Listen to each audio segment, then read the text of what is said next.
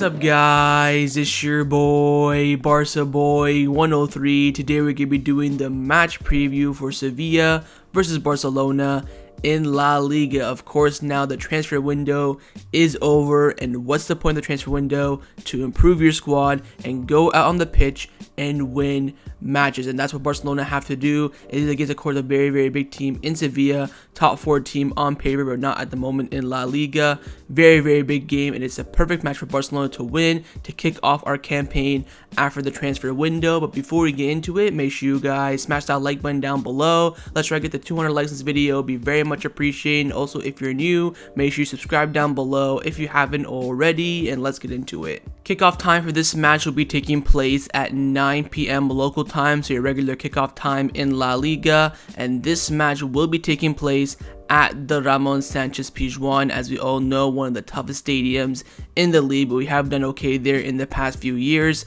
And the referee for this match, we literally got the 2 worst refs in the entire division. On the pitch, it will be our boy Mateo Lagos, and on the VAR, it will be Gil Manzana. Let's start off by taking a look at the league table. Barcelona are currently sat in 3rd place in La Liga on 7 points. After playing 3 matches, we have 2 wins and 1 draw, so still undefeated. And as we all know, league is still tight. We've only played 3 games. Real Madrid are top of the table on 9 points because they scored a few more goals than 2nd place Betis, who are also on 9 points, and we're only in 3rd because we scored a few more goals than Villarreal, who are currently sat in 7th. Now I do believe Atletico Madrid have 6 points, and then they're either 5th, 6th, or 7th, somewhere very close to us. I think there's another team, I think Athletic Bilbao, Valverde, they have 7 points as well. They're just behind Villarreal in 5th. So it's still very close at the top of the table. But if you look at the games this weekend, this can be a huge, and I mean huge, advantage for Barcelona. First up is a top of the table clash. 1st versus 2nd, Real Madrid versus Betis at the Santiago Bernabeu. It's now back and running. They got their full renovation. Credit to them. The stadium looks great. They played their first 3 games away from home, but now they're back at home. That should be a comfortable win, I think, for them, in my opinion. But that could be Betis dropping points. Next match, Real Sociedad versus Atletico Madrid at the Anoeta. Again, that could be a banana skin game for Atletico Madrid. That could be a huge potential for them to drop points, and also Real Sociedad could drop points as well. Then finally, Villarreal versus Elche. That should be an easy 3 points for Villarreal. But again, there are some big table clashes this weekend, and of course we do face Sevilla, so if we do win that game, we can definitely capitalize on other teams' mistakes. Now if you take a look at our opponents in Sevilla and where they're currently standing in the league table, they are currently sat in 15th in the league, 2 spots above the relegation zone. They have 1 point after 3 matches with 1 draw and 2 losses. Absolutely terrible start for them in the league. They should be at least in the top 6 at this point, but they've had a dreadful start. Let's now take a look at our opponents in Sevilla. Of course, one of the most historic teams in the league, and on paper they should be getting top 4, but at the moment they've had one of their worst starts in their history. They have not even won a match yet. Now last time we faced them was, of course, last season at the Camp Nou. It was kind of the second half of the season where we did win 1-0 with the Pedri screamer. I have a feeling this was just after an international break. I don't know why, but I knew this match was difficult. We did dominate, but again, couldn't break them down until the Pedri magic. The line's also on the screen. Ter Stegen, Dani Alves was still playing there. Similar midfield. Of course, Oba just left yesterday, so still similar personnel. We can expect maybe a similar lineup as well, with a few changes here and there. But again, the principle of the match will still most likely be the same. A very tight game. Now, if you take a look at Sevilla's last 6 games in all competitions, or sorry, last 5 games in all competition, in the last match, they lost 2-1 to newly promoted side Almeria, drew 1-1 with Valladolid. They lost 2-1 with Osasuna. In preseason, they beat Cadiz 1-0 and lost to Leicester City 1-0. So what I want to do quickly right now is analyze their last 3 games in La Liga against Almeria, Valladolid, and Osasuna. Let's first take a look at their 2-1 loss against Osasuna on the opening weekend of La Liga. Now, I did end up watching this match, and I tell you what, Sevilla were very poor defensively. Going forward, controlling the match, they weren't too bad, and also to credit to them, all the only few chances that they had, they actually scored and they defended very well. But in the back again, Sevilla were very, very poor. They're playing a CDM, Gujen at center back, Reke playing at center back. They had a very, very strong midfield, good wingers as well. I believe Corona towards ACL in this match, so speed recovery to him. He'll be out for the rest of the season. But again, Sevilla in this match, can control the game very well, but in defense, they were terrible. Let's now take a look at their 1-1 draw against Real Valladolid at home. Of course, we beat them at our home 4-0 last weekend, but this was of course a few weekends ago. Now in this match, Sevilla again, very similar to the Osasuna match. They controlled the tempo, created a few chances, but Raphinha was not really firing on the night. And then Real Valladolid scored the first goal. I think they only had a few minutes to go. They got a goal back from Reke, but then they couldn't make the comeback. But again, they were 1-0 down to the 80th minute or so they cannot control games. They cannot finish their chances. And again, more drop points. And finally, let's take a look at the last match in all competition, which was a 2-1 loss to Almeria away from home. I mean, again, I watched this game. They scored first. It was Oliver Torres. I think it was like a rebound or whatever it may be, but it was a very scrappy goal, so to speak. But after that, they dropped off completely. And once Almeria got that first goal back, you can smell that Almeria were gonna get that second. Defense and midfield for Sevilla were non-existent. Of course, their front line, graveyard shift because the midfield defense are not playing too well. But again, there's no cohesion, there's no chemistry. They defended very poorly. They couldn't really put a few passes together. They looked like a brand new team, brand new players,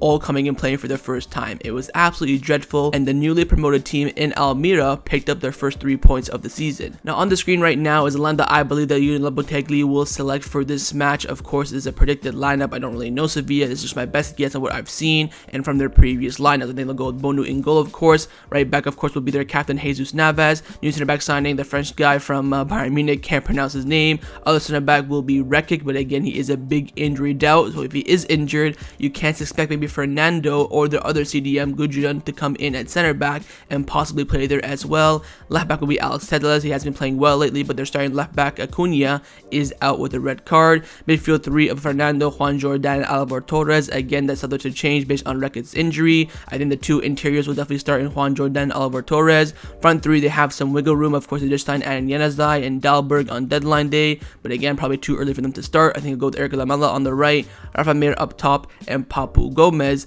on the left. Again, on paper, very, very strong lineup, but they have not been playing well whatsoever. My big question would be who's going to start at center back alongside the new French guy, because of course Reke is still a big injury doubt. Again, I expect him to bring in a CDM in there, whether it's Fernando or the other guy, and then the other one will play in midfield. We could maybe see Rakitic start as well for the experience and against his former team as well, but I do believe there's a high chance that Lopetegui will select a lineup very, very similar to this one. So overall, final thoughts on Sevilla. On paper, they're a fantastic and strong team, but on the pitch, they're just not performing in the first few games of the league. That could turn around, of course, during the season. Of course, their manager Lopetegui is very, very experienced, former Real Madrid manager as well as Spanish national team, but apparently, according to reports, he is on the verge of being sacked. If he loses this match, he could get sacked. So let's hope that's the case. Of course, Lopetegui, I'm sorry, mate, but this is just a game. Don't hate the player, hate the game. He's on the ropes right now. Again, he's still a strong manager, great tactically, but against Barcelona, he doesn't have the best of record. We did beat him 5-1 at the Camp Nou when he was coaching Real Madrid, so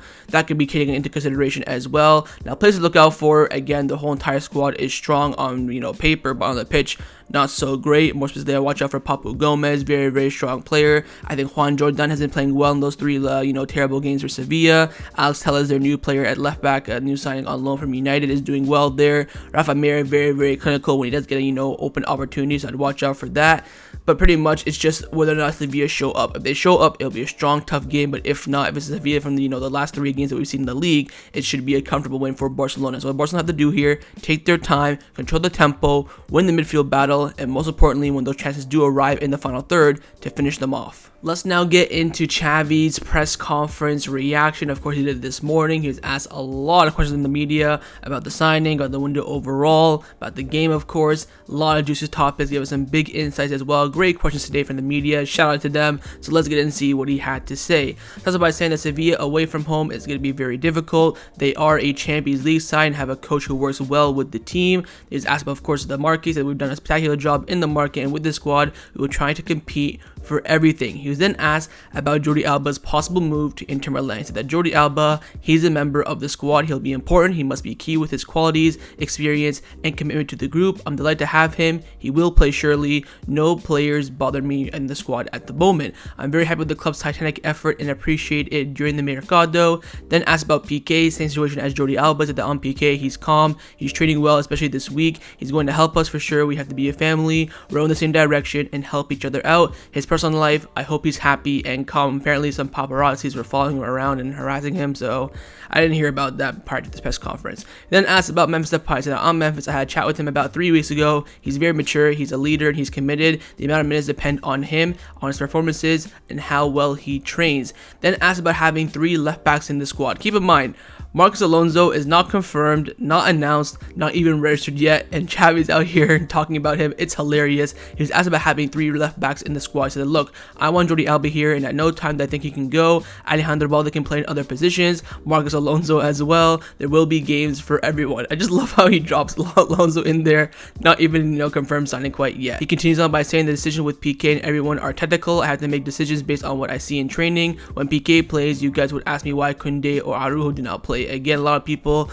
going, well, not a lot of people, a lot of the media going after Xavi about not playing the captains regularly. He's saying, look, no matter what decision I make, y'all are going to be complaining, and he is right. It's not easy to realize when it's time to leave. It happened to me. I had an offer to continue at 35 years old, but I understood that I had to leave, and that will happen to everyone because we are not eternal. So again, giving hints there about Jordi Alba, about Pique, about Busquets. He said, look, this moment comes for everyone. It will come for Gavi in a few years, Pedri. When you realize your time is up, you have to hang on the boots. So when he left after the treble in 2015, he was offered a contract renewal by Bartomeu, but it was Xavi who said no. He was then asked if the new signing at right back, of course, Hector Bellerin. Said that Hector Bellerin is a fullback who knows the club. He will help us. He's a good player, like Marcus. Again, just dropping Alonso in there, not even signed quite yet, who are both versatile. We have been informed of them, and I'm convinced of both of them as well. He's then asked about possibly registering Marcos Alonso. Of course, the deadline is today, Spanish time, at midnight to register him for La Liga, but also the Champions League as well. Xavi says, look, yes, we are optimistic that everyone will be resolved today before midnight, and we are convinced that he can be registered for the Champions League as well. Then asked about the departure of Pierre-Emerick Aubameyang, said that you can say, I'm sorry for Aubameyang. He's helped us a lot with extraordinary status, and above all, he was a wonderful human being that he is. He is an example for the squad, and I will miss him a lot. So quite clearly, you can tell that Xavi did not want Aubameyang to leave, but of course he mentioned, the offer was good for all parties, for Barcelona and for Aubameyang himself on the bench or starter for Chelsea. Barcelona getting money for a player they got for free 6 months ago. So everyone, it's a good deal for everyone, and Xavi did admit that as well. Then asked about Eric Garcia, said that Eric Garcia is playing at a great level right now, and he could be even a captain at the age of 21. Again, there is a big possibility that all the captains leave next summer. Busquets, Pique, Jordi Alba, and Roberto, which means that in the next season following after that, we will have 4 new captains at the club. He was then asked to rate the transfer window. He's asked about the work about Jordi Cruyff and Matteo Alemán. Xavi said, look, this is the graph, right? This is halfway. He'd put Barcelona's window between half middle and excellent. He said that he was missing one player that he really wanted, whether that's Bernardo Silva or Azpilicueta, who I think it is.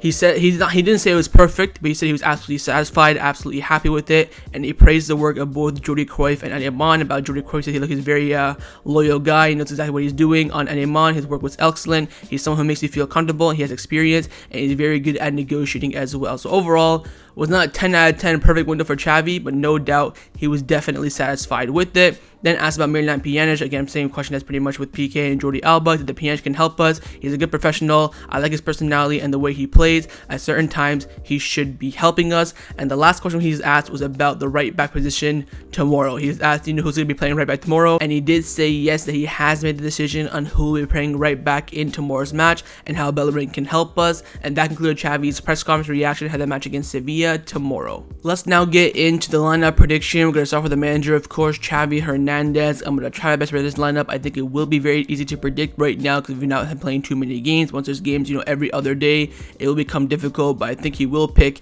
his Gala 11 for this match, which of course is Ter Stegen in goal, a back four of Jules Kounde, Araujo, Eric Garcia, and Alejandro Balde, midfield 3 of Busquets, Gavi, and Pedri, and a front 3 of Raphinha, Lewandowski, and Ousmane Dembele. Look, I would be absolutely shocked if he picks anything else. He could maybe bring in Christensen at center back for Eric Garcia or Araujo, but I would be shocked if it's anything other than this team. Again, Ansu Fati, not too quite fit to be ready yet. He could start Ferran Torres if he changes his formation like he did against Real Sociedad, goes with the 3 at the back and then chucks him in as a second striker. That could be a possibility. Of course, Bellerin is registered, but definitely won't start. Marcos Alonso still not there quite yet.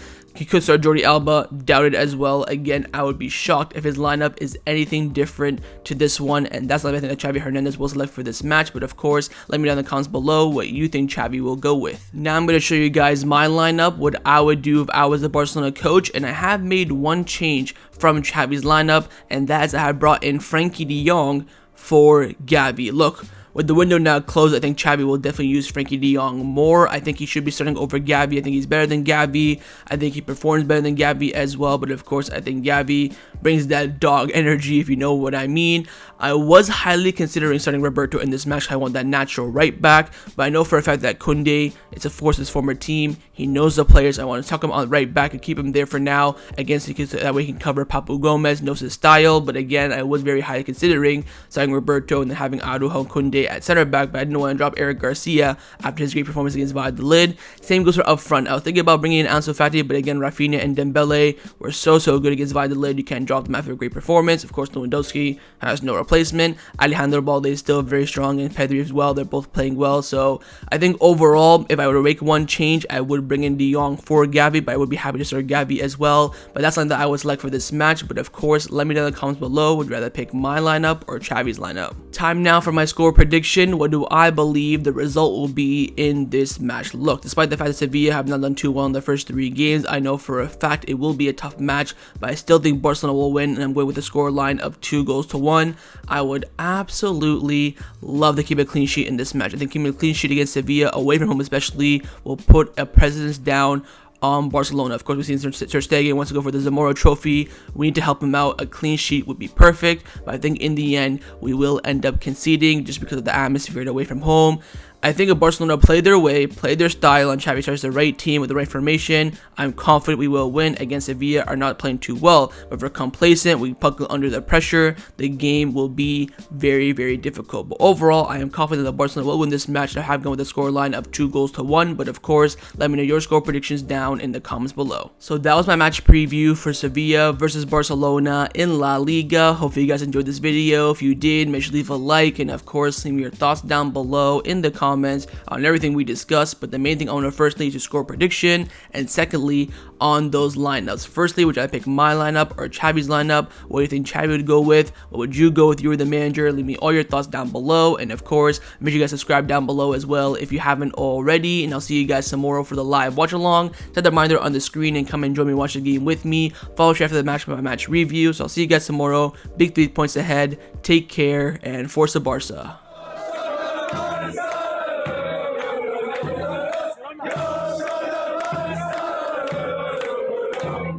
Yeah.